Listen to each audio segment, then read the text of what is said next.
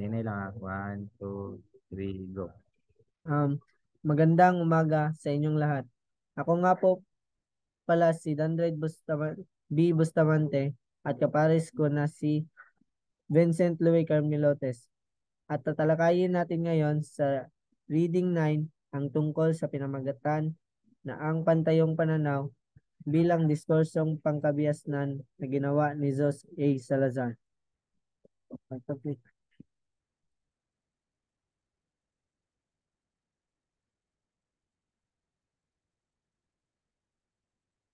Ngayon ay kilalanin natin si Jose A. Salazar. Sino nga ba si Jose A. Salazar? Si Jose A. Salazar ay itinuturing na ama ng bagong historiografiyang Pilipino. Mas kilala siya sa kanyang pag-aaral ukol sa pantayong pananaw. Siya ay nagtapos sa kolehiyo bilang summa cum laude sa Universidad ng Pilipinas. Siya din ay isang anthropologist at philosopher of history.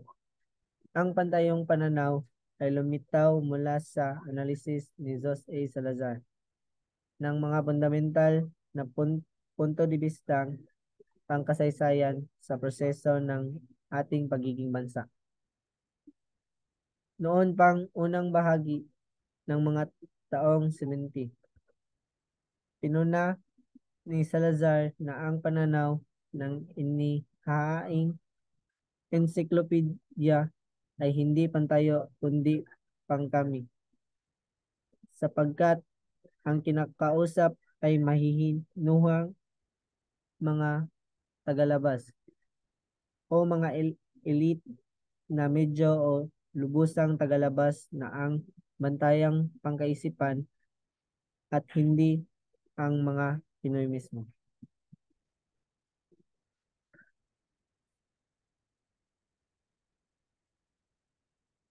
Ano nga ba ang pantayong pananaw?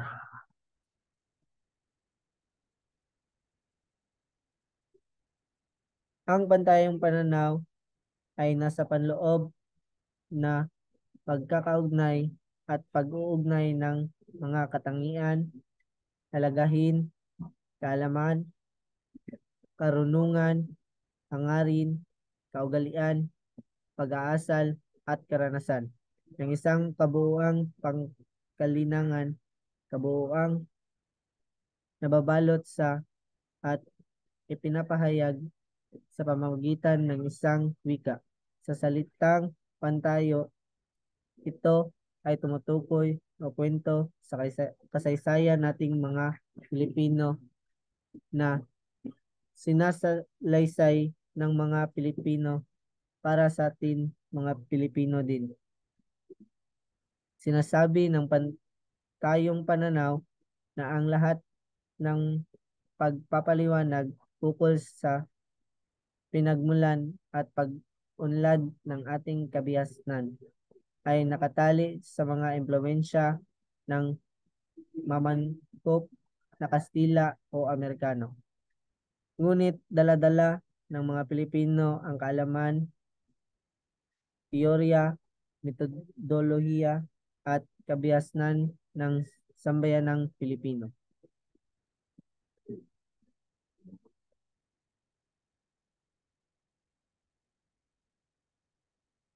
Sinasabi ni Salazar na ang pantayong pananaw ay isang siradong sistema or closed circuit. Nagpapahiwatig ito ng isang pag-uugnayan o pagkikipag-ugnayan saradong sistema ang tawag dito dahil nagkakausap lamang ay mga Pilipino lamang at hindi kasali ang mga banyaga. Dahil dito, magkaugnay at magkakaintindihan ang isa't isa dahil ang mga kahulugan at kaisipan at ugali ay nakapaloob sa sariling lipunan o kalinangan na pinapahiwatig sa kapwa Pilipino. Dito din natin makikita ang kahalagahan ng wika ng pagkakaroon ng isang wika bilang batayan ng pag-unawa at komunikasyon.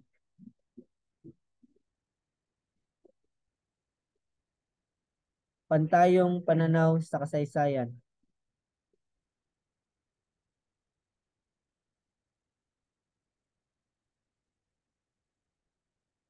Pantayong pananaw sa kasaysayan bago magkaugnay ang mga dayuhang Kastila noong ika-16 na, na daang taon, wala pang isang pantayong pananaw ang mga grupong etnolingwistiko sa buong arkipelago sa kabila ng kanilang pagiging magkakamag-anak at lubusang pagkakahawig sa lahi at kalinangan.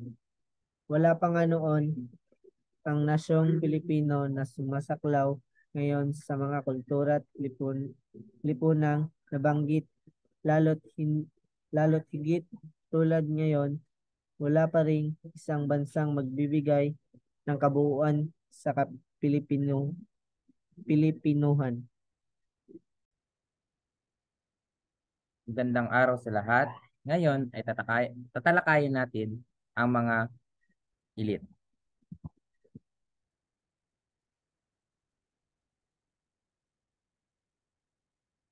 Ang mga elite or alkotoradong grupo ng mga tao ay unang nabuo noong dumating ang mga Kastila sa Pilipinas. Ang nasyong Pilipino ay nabuo lamang noong ikalawang bahagi ng nagdaang taon. Nabuo ito sa pagsusumikap ng mga elite ng bahaging Kristiyano ng kolonyang Kastila. Ang mga tawag sa mga elite na to ay mga alkotoradong grupo ng tao. Nagsimula sila sa isang grupong panlipunang noong panahon ng unang pagkatagpo ng mga taga-arkipelago at Kastila. Tinawag ang mga grupong ito na Ladino sapagkat sila ang natuto ng Kastila. Ngunit, nung dumating ang mga Kastila at Banyaga sa Pilipinas, nagsulat sila ng mga ulat tungkol sa mga Pilipino na kinukwento nila sa kanilang mga kalinangan. Nilang mga Kastila at Banyaga na tinatawag ni Salazar na pansilang pananaw.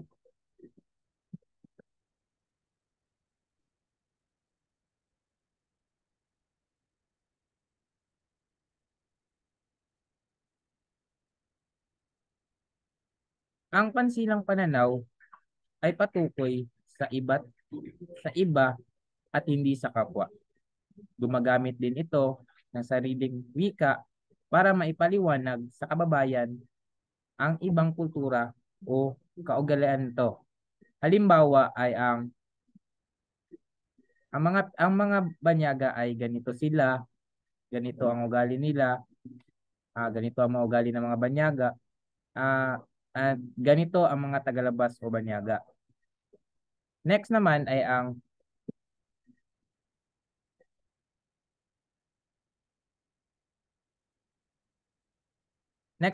pangkayong pananaw. Pangkayo ang pananaw. Ang pangkayong pananaw na nakikipag-usap mula sa labas tungo sa mga tagaloob ng isang partikular na kalinangan tungkol sa mga tao at kaugalingan nito.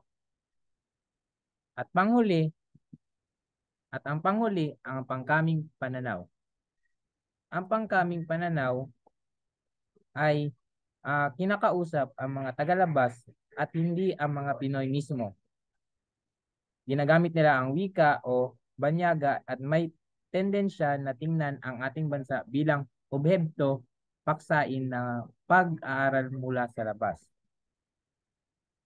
Ang pangkaming pananaw ay ang paggawa ng hanay ng mga propagandista tulad nila Rizal, Luna at iba pa bilang pamamaraan sa paglilinaw ng kabiasnan natin. Ang kausap nila sa kanilang mga nilalathala ay ang mga partikular, ang mga konyolistang Kastila. Ang mga Kastilang ito na minapaniwala ang mga Indio na sila ang nagdala ng kaliwanagan sa ating banyaga, sa ating bunga o relihiyon. At utang daw natin ito sa kanila dahil tayo daw ay mga baro-baro at walang sariling sibilisasyon kung hindi pa sila dumarating dito sa atin. Sunod naman ay ang pantayong pananaw sa kasalukuyan. Ngayon ay ang kasalukuyang pantayong pananaw ay kalat pa rin hanggang ngayon at hindi pa rin siya buo pero didiskusyonan pa rin siya hanggang ngayon. At dahil sa pagkatatag ng mga nasyon, ng mga elite, nagbunga ito ng pagkahati ng Pilipinuhan. At ito ay ang dambuhalang pagkakahating pangkalinangan. Ano nga ba ito? Una, ito ay sanhi ng pagkakahiwalay ng mga Pilipino sa diwa at sa pag-uugali. Pangalawa, ang dalawang kalinangan sa pagkahulugang antropohikal ang nakapaloob sa kalusuyang lipunang Pilipino. At ito ay ang kulturang nasyonal at kalinangang bayan. Una ay tatalakayin natin ang kulturang nasyonal.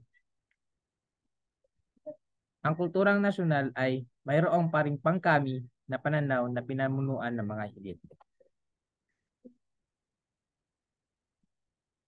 Ang kulturang nasyonal, ito ay nagmula sa mga propagandista na binuo sa wikang Kastila. At ito ay isinulong ng mga nagiging presidente ng Pilipinas sa pakikipagtulungan ng mga Amerikano. Kaya sa wikang Ingles, ang pagkakahulma ng Estado na pinamumunuan ng mga elit. Ang kulturang nasyonal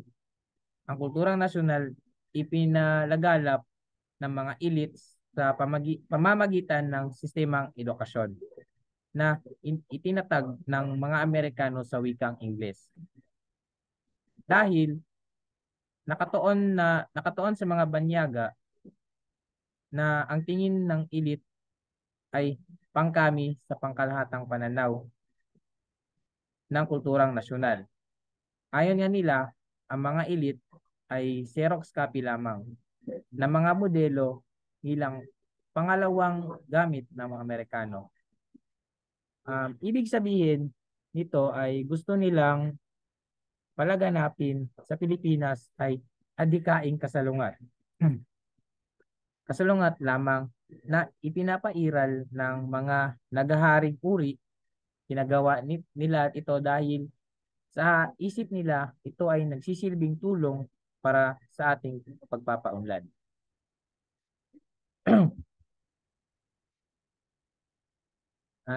At kahit masasabi nating pangkami ang pananaw nila, ang mga elite ay meron pa rin silang pantayong pananaw.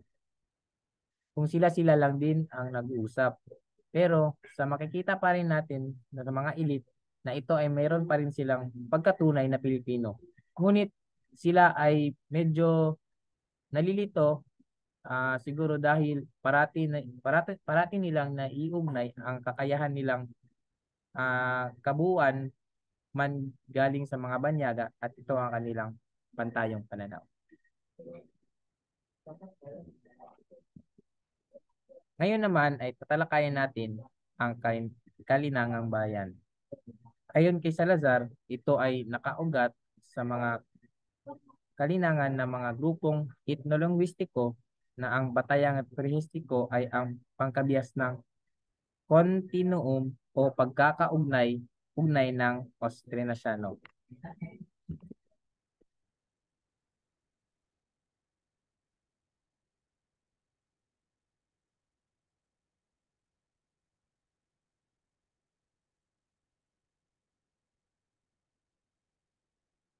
At dito, ginagamit nila ang wikang Pilipino, ang nagiging taga-saklaw ng mga ng mga layuning bayan at kasama ang ibang wika regional tulad ng Kapampangan, Bicolano, Bisaya at iba pang mga lengguwahe. Bawat isa sa mga grupo na etnolongistiko at dayuhan ay may sariling may sariling pantayong pananaw.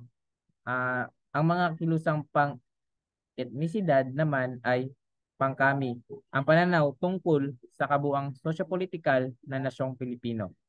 At sa larangang politikal na yan pa rin sa kabila ng lahat ng mga revolusyon ng konsepto ng bayan. At yun lang at maraming salamat sa pakikinig. Wait, pre. Right, sorry. Pila ka to ka minutes, pre. Todo.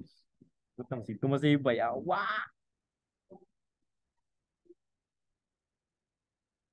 Ayun na.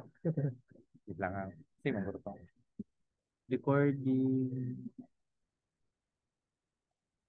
Oh, puto na post, no? Ang kaubo malumod.